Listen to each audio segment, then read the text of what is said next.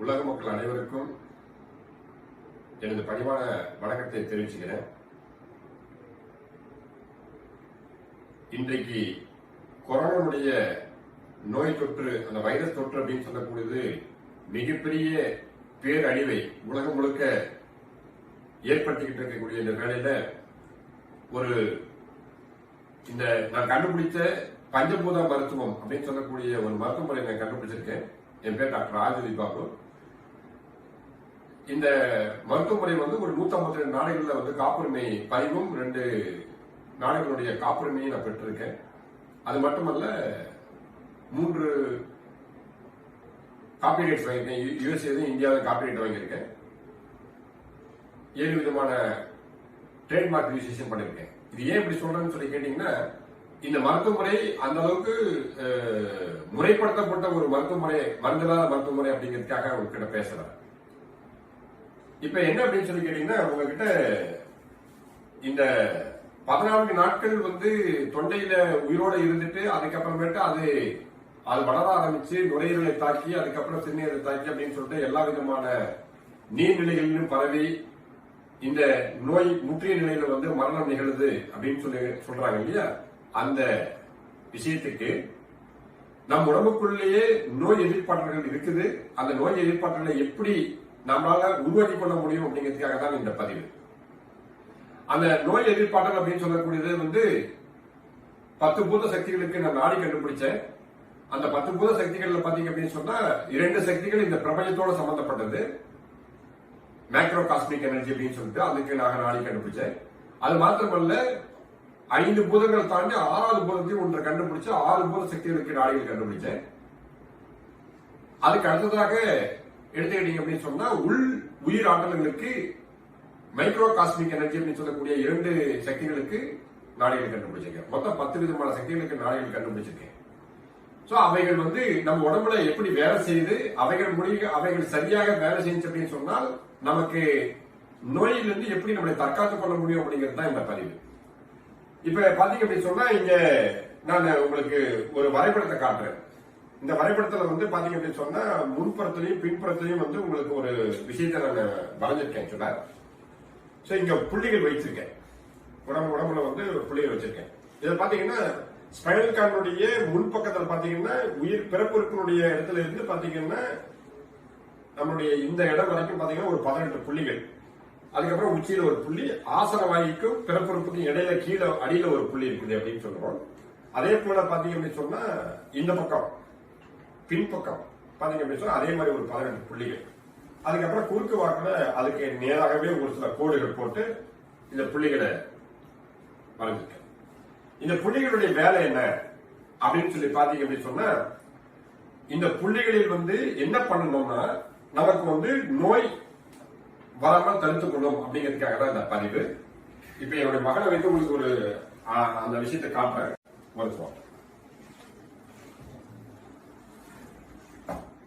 இப்ப பாத்தீங்க அப்படின்னு சொன்னா, இங்க பிறப்புறுப்பினுடைய இந்த மேல் பகுதி இந்த இடத்துல இருந்து இந்த இடம் வரைக்கும் 18 புள்ளிகள். 1 அன்னக்கடி கட்டுற இடத்துல 1, 2, அதுக்கப்புறம் இந்த இடத்துல இருந்து தொப்புளுக்கு கீழே இந்த இடத்துல 1, தொப்புள்ள 1, தொப்புள்ள இருந்து நிப்பிள் வரைக்கும் இருக்கக்கூடிய இடத்துல பாத்தீங்க அப்படின்னு சொன்னா 5ஆக பிரிக்கிற இந்த இடத்த பாத்தீங்கன்னா 1, 2, 3 3 12 சொல்லி வச்சுட்டு இந்த 4 விரலுக்கு இடையில இந்த இடத்துல 1, இங்க இந்த 4 விரல் வச்ச இடத்துல நடுவுல 1, இந்த இடத்துல 1, அதுக்கப்புறம் மையத்துல 1, அதுக்கப்புறம் 4 விரலுக்கு மேல இங்க 1, அதுக்கப்புறம் இந்த 4 விரலுக்கு உள்ள 1. அப்ப இந்த 5ஆக பிரிச்சு 1, 2, 3, 4, 5 வச்சிருக்கேன். அதுக்கப்புறம் இந்த இடம் 1, அதுக்கப்புறம் இங்க 1, இந்த இடம் நெஞ்சில, அதே மாதிரி நெஞ்சு குழி, அதுக்கப்புறம் கழுத்து, அதுக்கப்புறம் இங்க, அதுக்கப்புறம் மூக்குனுடைய கீழே இந்த இடத்துல, அப்புறம் மூக்குக்கும் கண்ணுக்கும் இடையில இந்த இடத்துல, அதுக்கப்புறம் நெற்றி பொட்டுல, அதுக்கப்புறம் நெற்றியில. சோ இத்தனை இடத்துல 18 புள்ளிகள் வச்சிருக்கேன். இதுக்கப்புறம் உச்சியில இருக்குது. அதுக்கப்புறம் ஆசன வாய்க்கும் பிறப்புறுப்புக்கும் இடையில ஒரு கேப் இருக்கு. அந்த இடத்துல ஒரு புள்ளி இருக்கு. அதே போல பின்பக்கத்தை எடுத்துக்கிட்டீங்க அப்படின்னு சொன்னால் அதே போலதான் இந்த இடத்துல ஆரம்பிக்குது. அதுக்கப்புறம் அண்ணாக்குடி கட்டுற இடம், அதுக்கப்புறம் தொப்புளுடைய கீழ்ப்பகுதி பின்பக்கம், அதே மாதிரி தொப்புனுடைய இடம், அதுக்கப்புறம் இதுல இருந்து இது வரைக்கும் இருக்கக்கூடிய இடத்த 5ஆ பிரிக்கிறோம். அதுவும் 1, 2, 3 நீங்க 3, 4 விரல் வச்சுக்கிட்டீங்க அப்படின்னு சொன்னா அளவு உங்க உடம்புல அளவு வந்துடும். அதுக்கு 1, 2, 3, 4, 5.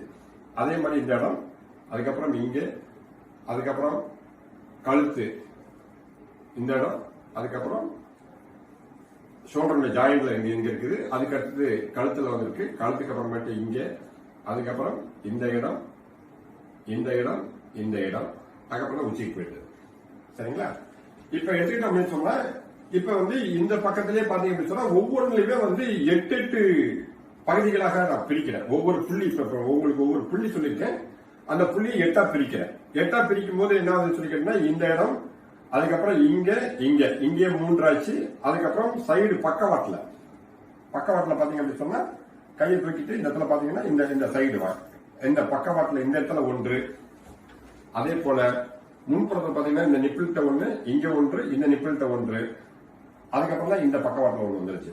சோ அப்ப பாத்தீங்க அப்படின்னு சொன்னா 1, 2, 3, 4, 5 பின்பக்கம் இருக்கக்கூடிய 3, மொத்தம் 8. இதே போல ஒவ்வொரு புள்ளியிலுமே 8 மேல வரைக்கும் போகுது. இப்படி இது எதுக்காக அப்படின்னு சொல்லி கேட்டீங்க அப்படின்னு சொன்னா, இந்த உடம்ப இயக்கக்கூடிய இந்த பிரபஞ்சத்துடைய ஆற்றல்கள் உயிர்களுடைய ஆற்றலும் பிரபஞ்ச ஆற்றலும் ஒன்றாக கலந்து வேலை செய்யக்கூடிய பாதைகள் இதனுடைய மையத்தில் இருக்கு.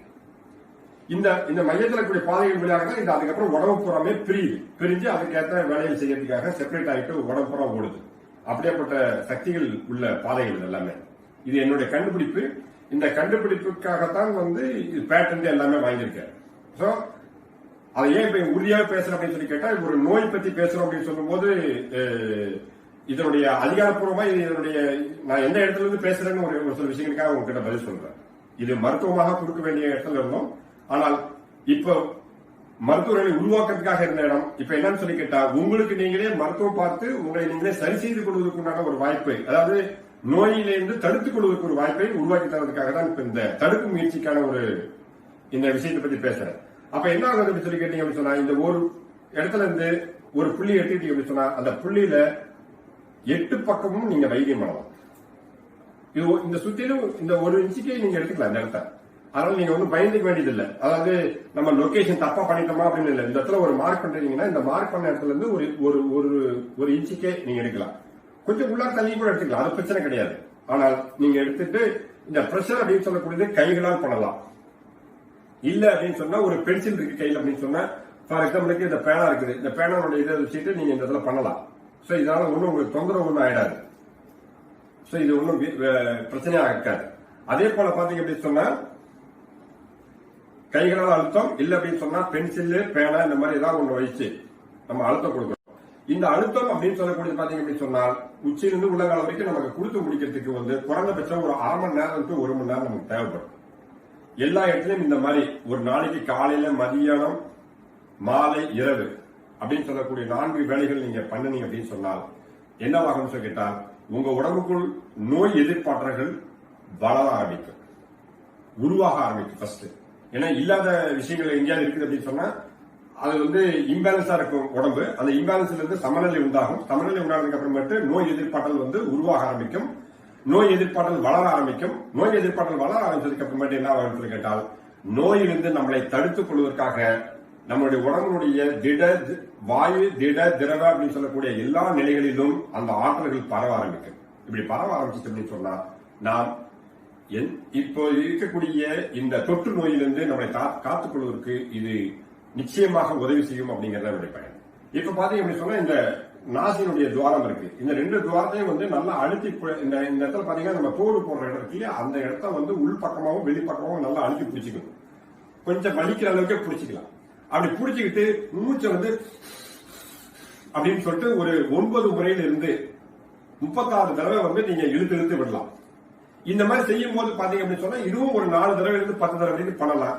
ஆனா குறைந்தபட்சம் என்னன்னு சொல்லிட்டுனா வயிறு சாப்பிட்டு ஒரு 2 மணி நேரம் கழிச்சு இருக்கிற மாதிரி பாத்துங்க, இல்லன்னா எம்டியா இருக்கிற மாதிரி பாத்துங்க. அந்த மாதிரி வச்சுக்கீங்க இந்த மூச்சு பயிற்சி செய்யும் போது மட்டும். மித்தபடி உடம்புல வைத்தியம் பண்ணும்போது நீங்க சாப்பிட்டு இருக்கலாம், என்ன வேணா பண்ணிக்கலாம், அதை பற்றி பிரச்சனை கிடையாது. அதே போலதான் காதுல பாத்தீங்க அப்படின்னு சொன்னா இந்த 2 காதலுடைய தோடு போடுற இடத்தும், அதே மாதிரி இங்க மேல பாத்தீங்கன்னா இங்க ஒரு நம்ம சின்னதா தோடு போடுவோம் நம்ம இங்கேயும்.